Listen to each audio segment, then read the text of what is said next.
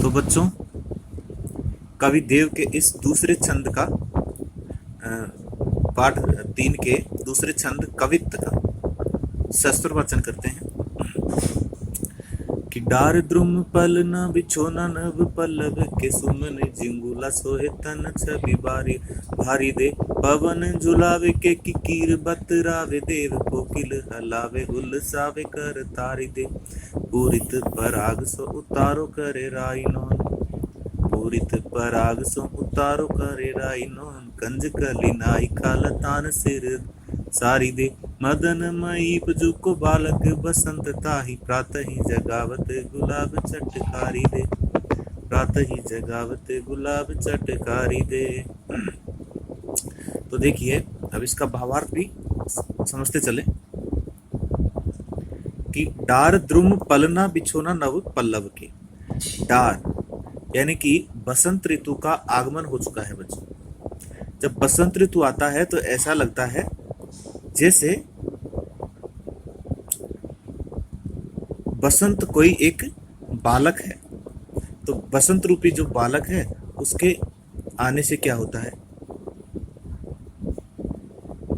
अब ये बालक किसका है? मदन अर्थात कामदेव का बालक है बसंत। अर्थात बसंत ऋतु को एक बालक के रूप में यह चित्रण किया गया है कि डार द्रुम पलना बिछोना नव पल्लव के, कि उस बसंत रूपी बालक के डालियां तो उसका पलना है। अर्थात बालक होगा तो उसको उतनी सुविधाओं में रखा जाएगा। तो बसंत का जो ऋतु का आगमन हुआ है तो वो वे डाल और डार यानी डालियां, द्रुम अर्थात पेड़ों की डालियां, पलना है अर्थात पलने में जैसे बालक को झुलाया जाता है तो उसी तरह से पेड़ों की डालियां उसके लिए पलना है।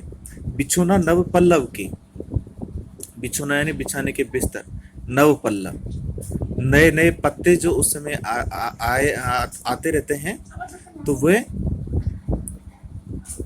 उसके लिए बिछोना है। सुमन जिगुला सोहे तन छवि भारी दे, सुमन और पुष्प जो चारों ओर खिले हुए हैं वो बालक को पहलाए जाने वाले जो छोटे छोटे कपड़े होते हैं, ऊपर का वस्त्र जो होता है उसको झबला भी बोल देते हैं।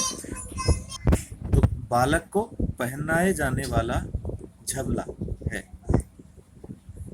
सोहे अर्थात सुशोभित हो रहा है, यानी कि फूलों का झबला उस पर बड़ा ही सुशोभित हो रहा है।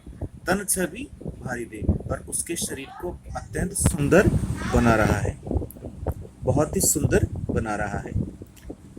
पवन झुलावे के कीर बतरावे दे, और हवा चल रही है ना, मध्यम मध्यम शीतल हवा चल रही है। हवा जो चल रही है मध्यम मध्यम, वो उस बालक को झूला झुला रही है। अर्थात डालियां हिल रही है ना, तो जैसे कि वो झूला दे रही है। के की कीर बतरावे दे, के की कहते हैं मोर को, कीर है यानी तोता। तो मोर और तोते बातें कर रहे हैं उससे। किससे बातें कर रहे हैं? बसंत रूपी बालक से। कोकिल हलावे हुलसावे कर तारी दे, तो कोयल उसे हिला रही है, उलसा रही है अर्थात खुश कर रही है।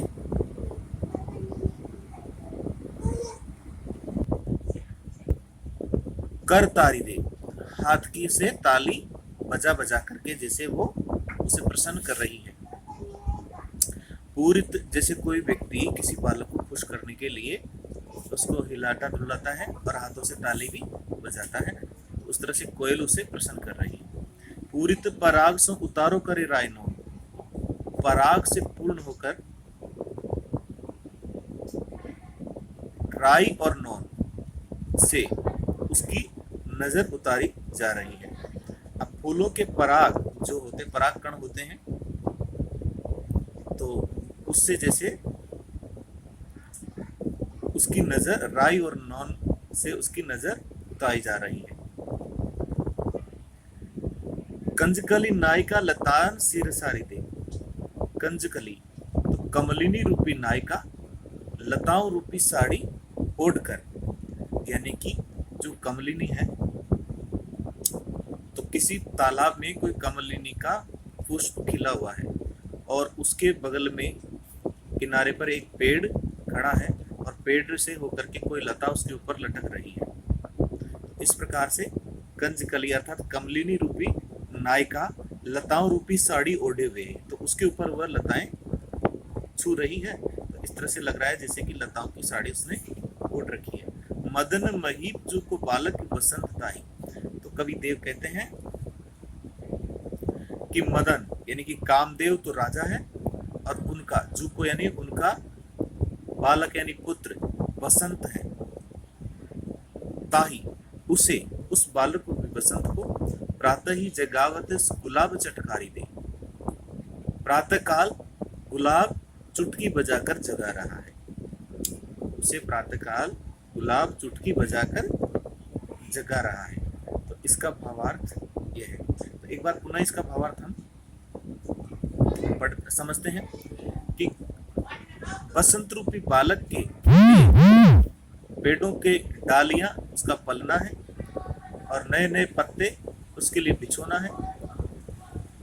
फूलों का झबला उसने अपने शरीर पर, उसके शरीर पर बड़ा ही सुशोभित हो रहा है और उसकी सुंदरता को बढ़ा रहा है।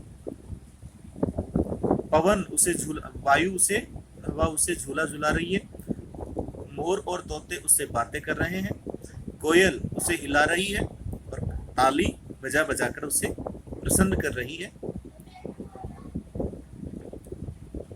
पराग कण है वो उसकी राई और नमक से आरती उतार रहे हैं। जैसे राई और नमक से आरती उतारी जाती है, उसी प्रकार से पराग कण भी उसकी जैसे आरती उतार रहे हैं, यानी कि नजर उतार रहे हैं। उतारो का मतलब होता है नजर, आरती करके नजर उतारी जाती है। तो राई और नमक से जो नजर उतारी जाती है तो वह पराग कणों से उसकी नजर उतारी जा रही है। हालांकि नजर लगने का डर रहता है, तो इसलिए ये हमारी परंपरा है।